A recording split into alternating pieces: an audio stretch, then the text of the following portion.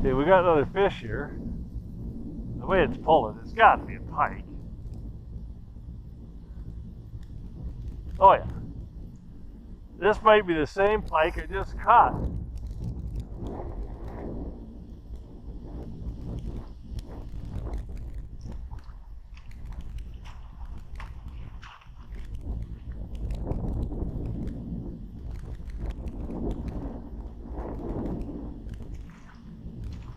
Come here, you.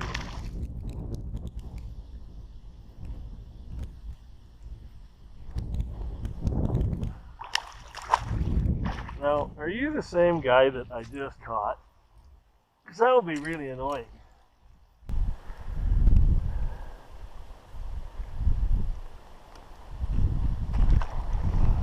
I don't think it is, actually. That one right there was slightly bigger than the first one.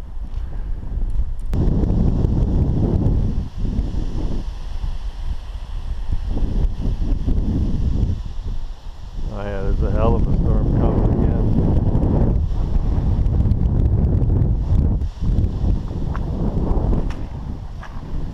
I'm going over to that other point and try casting from there.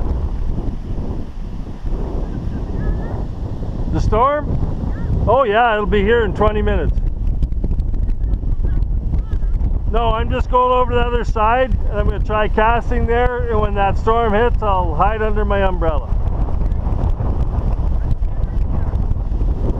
All right.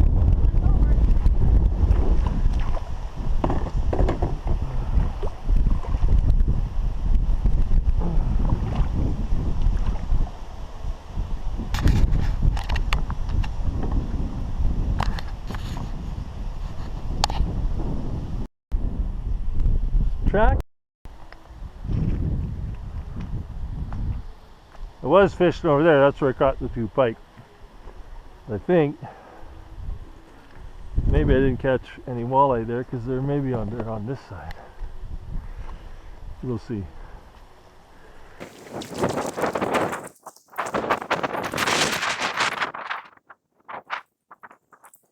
Here is an awesome spot to check out.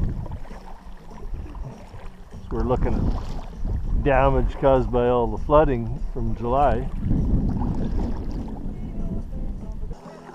So there's a good indication of just how high this water was.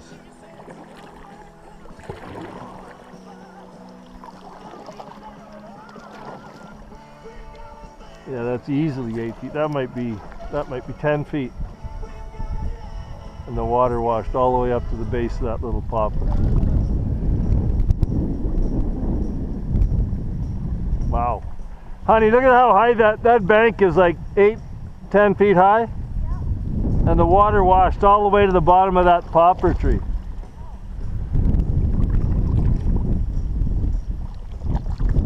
Here's a place where all the flooding really buggered up the river. There's a little wee island here, and there's a channel going around there, right? You used to be able to go down in there. It was sort of a interesting little detour, but all that bank got eroded and a whole bunch of stuff got piled into the corner. And now the corner's pinched off, and then an enormous pile of logs got stacked there. And down into the corner there's more logs piled. I wonder if I should go down through here just for the heck of it. Yeah. See if we can.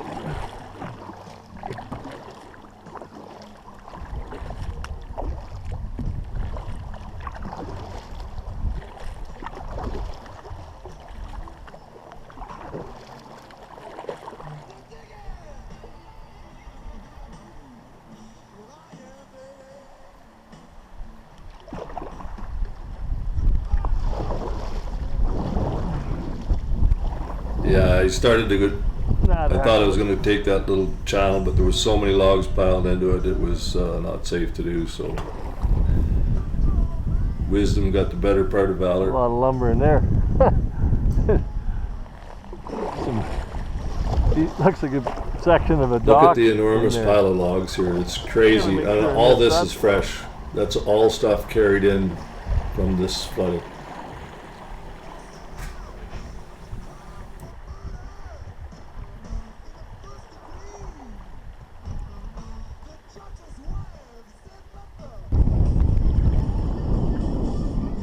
Well, we're in the sun.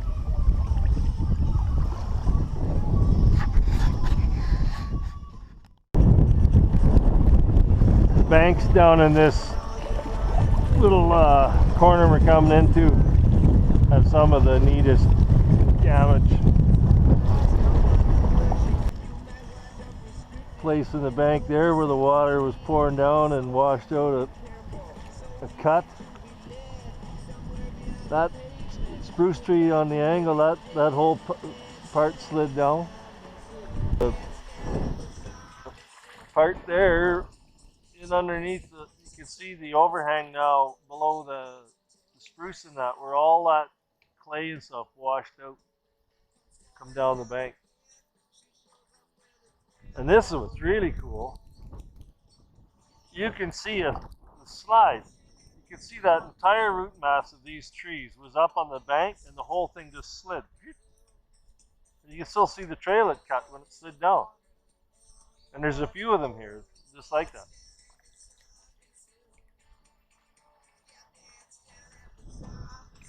We came by here yesterday.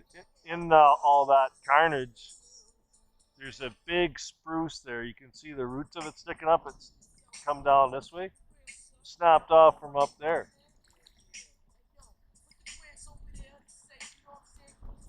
There's a half a dozen, 10 trees, 12 trees maybe. And look at the trails they left where the whole work slid off the bank and come down. There's another one there. It looks like it almost came.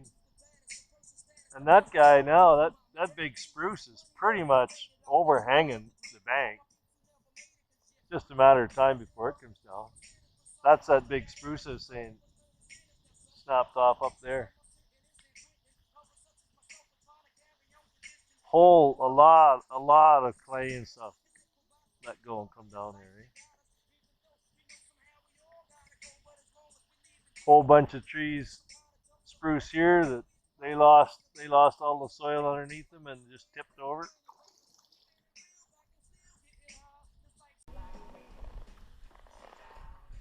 Look at how much soil come out of that bank. Geez, it would have been interesting if a guy could have been here to, sit over there and just watch all this. Except, of course, the water was 7 feet up there, and you couldn't have been over there.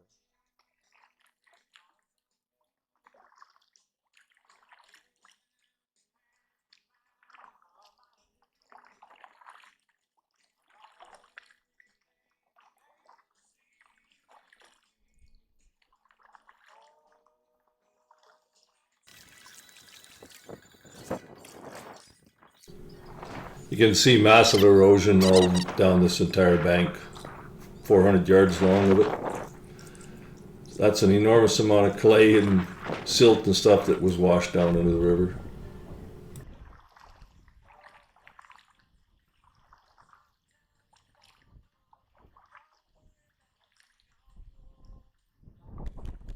There's a big rip in the bank right there, eh?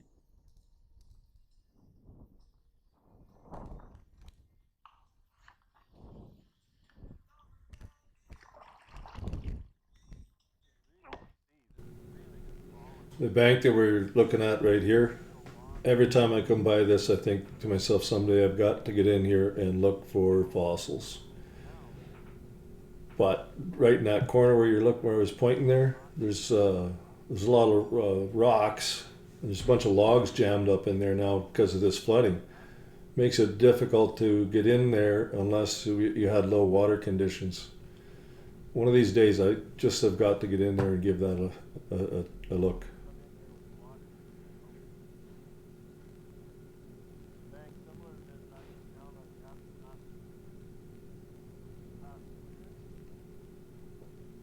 You see all the layers in that rock, how many. It's got to be a bone bed in there, doesn't there?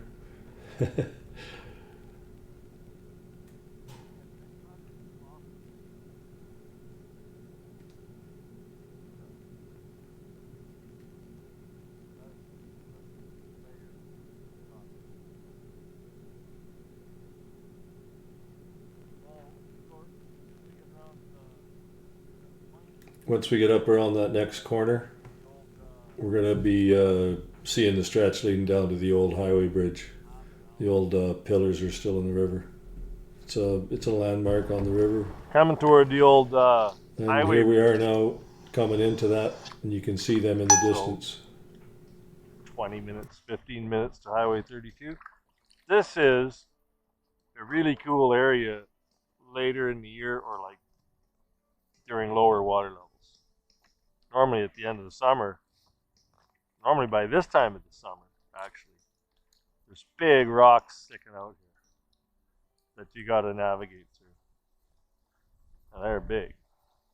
And there's lots of them.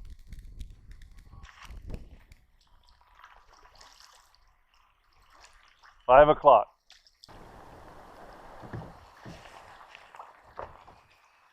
Yeah, right where the wife's going, just here to my left, you can see all the foam from those rocks. There's a bunch of them. And later on, they'd be standing right out of the water. Any rapid you come to on the river is easier to go through at higher water levels. When the river level drops here, these rocks really stick out of the water, and you got to really be careful coming to them. You got to almost slalom through them. There's that many of them, and they're big.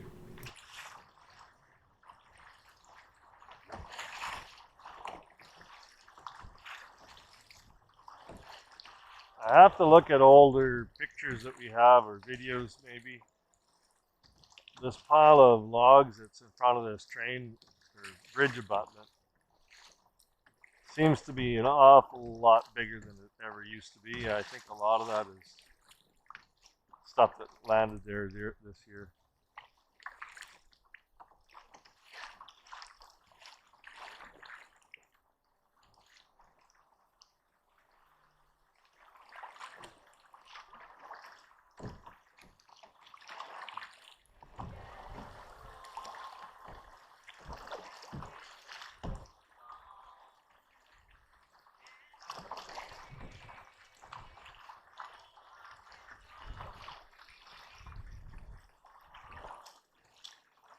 Yeah, I mean, that tree there still got the green limbs, so you know that all ended up there this year.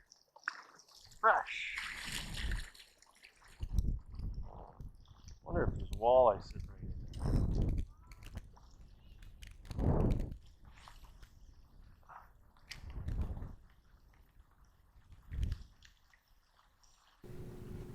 here. I've hooked a few walleye right here by this old bridge, actually. That current break? I don't, not today though. Wasn't my day.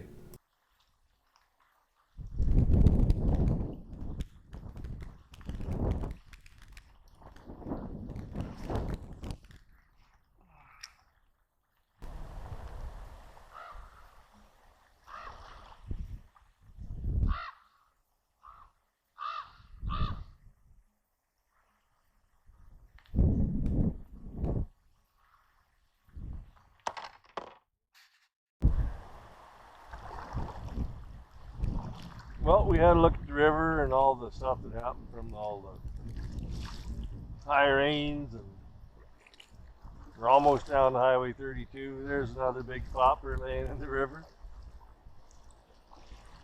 where the water's deposited it. Yeah, there's some pretty nice rocks right in here. Kind of fun little spot to go through.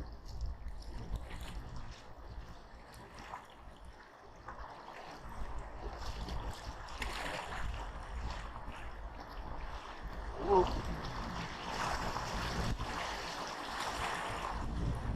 Whoa, whoa. There's a big lad there.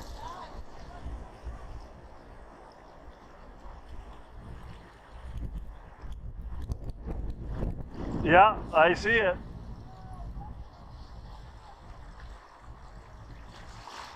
Huge.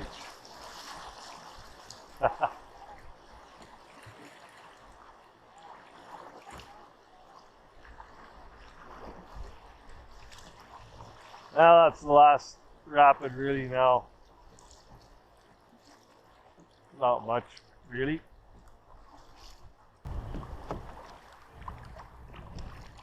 Yeah, for the most part,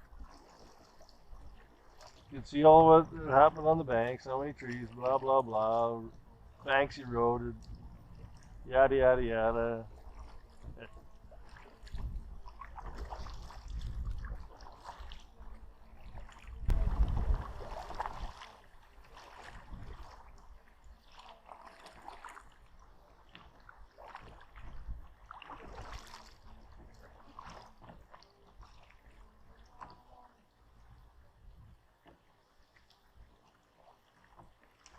Our trip today would be about 4 hours. We stopped a couple times, 3 times actually, I guess. We stopped twice because of the rain and hail, and once just to look for rocks and try fishing. So those added an hour to our day. You don't like the little umbrella? I thought you liked it today, didn't you? Bigger is better, yeah.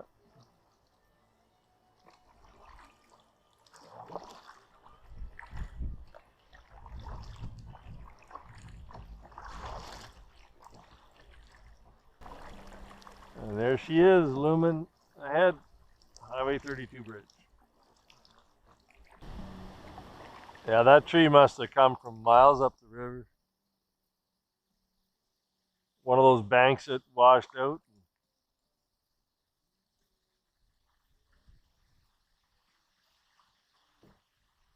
Here he is. Until the next high water, and then it'll be floating again.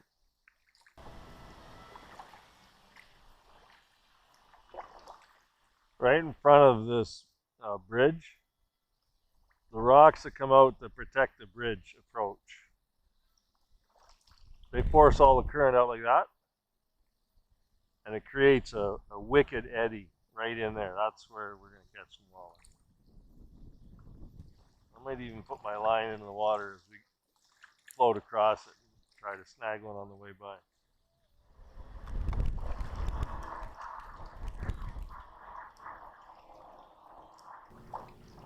If you're looking for a spot to go kayaking or canoeing on the McLeod River, Rosevear Ferry to Highway 32 bridge. It's one of the nicest stretches of water. It's pretty much our favorite, I guess. Highly recommend it. Depending on the water flow rates, it's anywhere from a 3 hour when the water's really high to a 6 hour trip. So plan accordingly.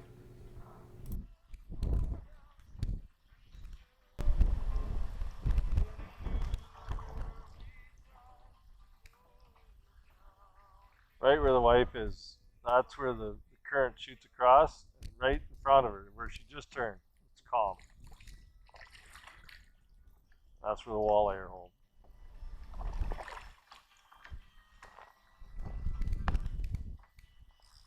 And I know it, because we pulled a few keepers out of there last night. Oh, damn. Slap my paddle. Idiot. Wow, that current's just shooting me right across here. Okay, I'll be there in a sec.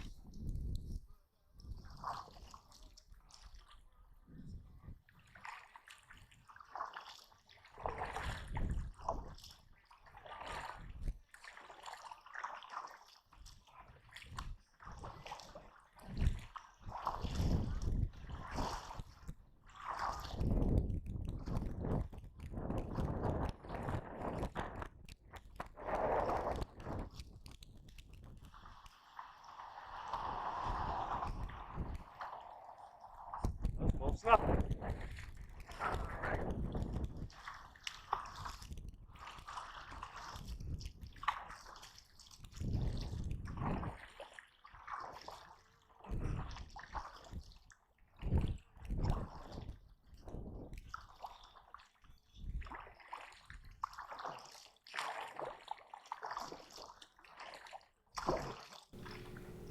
Before any canoe trip, kayak trip, check rivers.alberta.ca. got information on every flowing river in Alberta.